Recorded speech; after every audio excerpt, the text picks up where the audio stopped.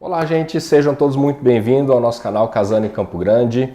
Hoje estamos aqui novamente com a doutora Camila porque surgiram várias dúvidas dos nossos casais de noivos, tá? Então, segue aí.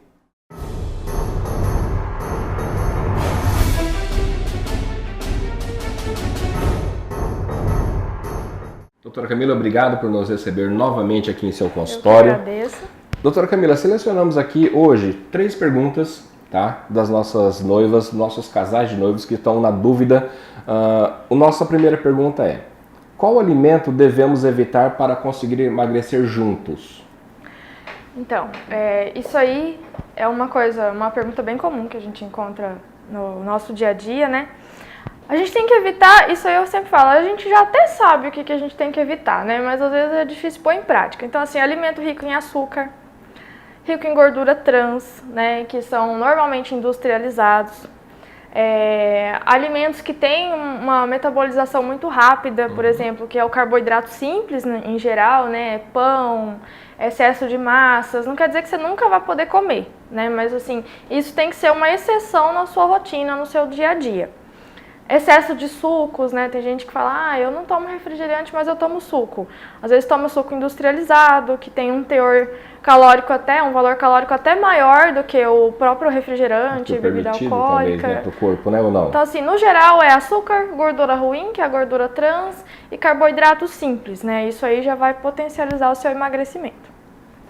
Bom, a nossa próxima pergunta é: quais os alimentos que auxiliam na perda de peso?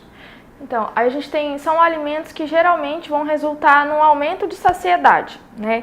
A gente tem um grupo muito importante que é o grupo das fibras, né? A gente tem vários tipos de fibras, mas no geral elas lentificam um pouco mais a digestão, prolongando a saciedade, fazem um funcionamento intestinal melhor, o que também resulta em menos fome, né? Maior controle da fome e resulta no emagrecimento também.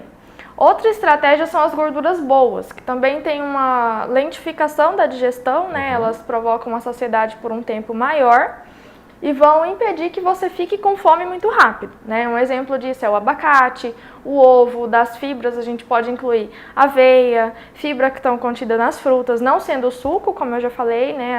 As fibras íntegras, né? Então, por exemplo, uma laranja, um mamão, a chia, a linhaça, tudo. E a fibra sempre com a quantidade de água ideal para você, porque senão você acaba que não tem o efeito da saciedade. Sim. E ainda tem um efeito ruim sobre o intestino, que é a constipação intestinal. Tem aquele efeito rebote dela ou não? Não, ela não tem efeito rebote. Não. Se você consome ela na forma certa, acompanhada de líquido, de preferência água, ela vai ser digerida de forma mais devagar, mas ela não vai resultar em mais fome depois que ela é digerida. Uma quantidade exagerada.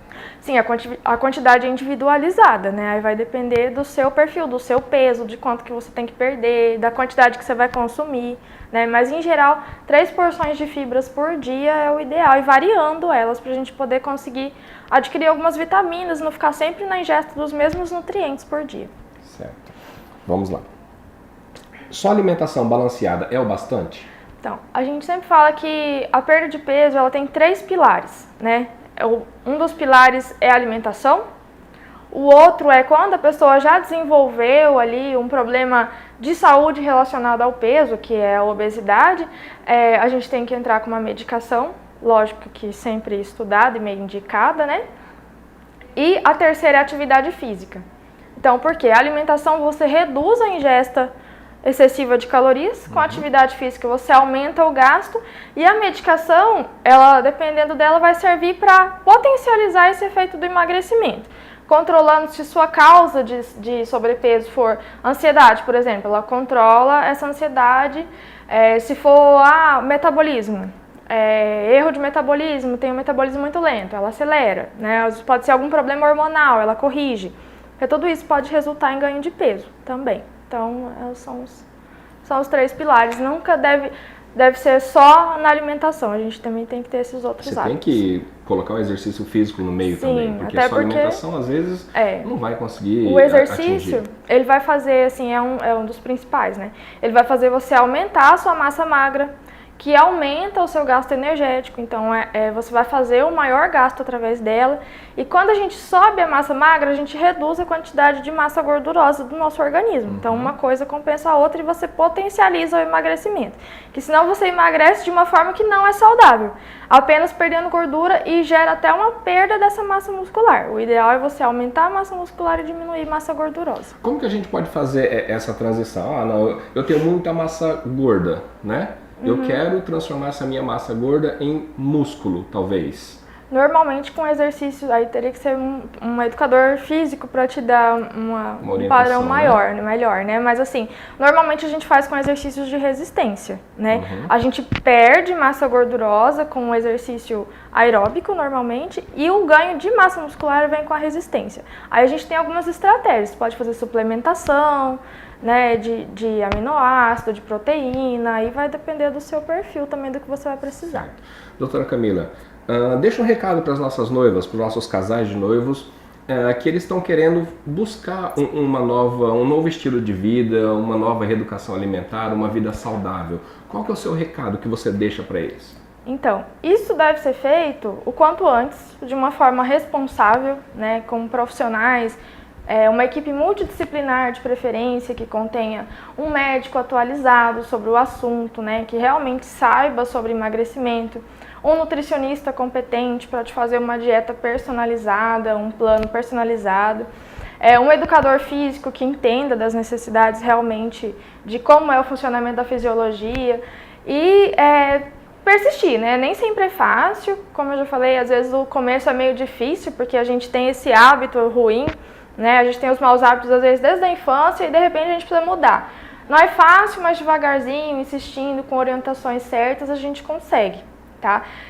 Tem que ter a boa vontade, eu sempre falo para os meus pacientes que muitas vezes depende mais deles do que de mim, Sim. Porque eles vão ficar comigo aqui uma hora e meia, eu vou passar todas as orientações, o que for necessário, mas o resto do mês eles vão fazer sozinhos. Então, assim, tem que tentar ter esse foco, essa disciplina, a gente tá sempre em contato, né? Nós somos profissionais aqui na clínica bem acessíveis, que procuramos ajudar nesse momento de dificuldade, onde a gente acha que não vai dar certo, né? A gente procura ajustar o que está precisando, mas ter força de vontade, seguir certinho o que o seu profissional te orientou, que vai dar certo, tá? Vai todo mundo casar em forma.